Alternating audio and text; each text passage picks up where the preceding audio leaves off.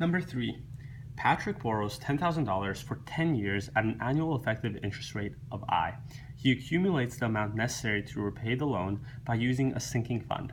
He makes 10 payments of X at the end of each year, which includes interest on the loan and the payment into the sinking fund, which earns an annual effective rate of 8%.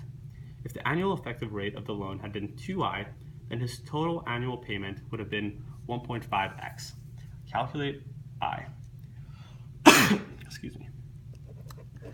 So let's start off by writing down the equations that the question gives us.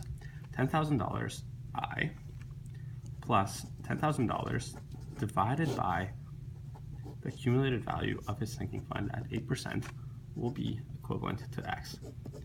And this is essentially just simplifying the equation that allows us to discover how much his annual payments would have been.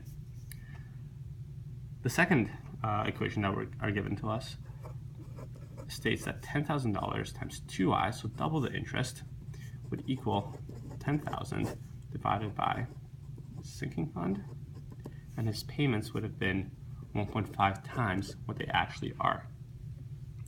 What this allows us to discover is that 10,000I minus X equals to 20,000I minus 1.5X. Some simple algebra will tell us that X is equivalent to 20,000 times the interest.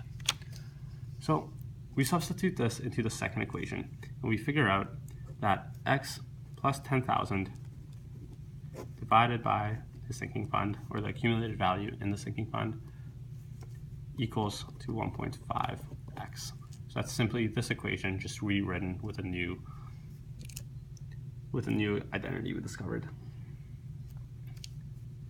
So this further simplifies to being 690.29, which is equal to 0.5x, which is further equal to 10,000I. And that's because 20,000I equals 1x, right? Now we can easily figure out what I is, and we get that I equals 6.903%.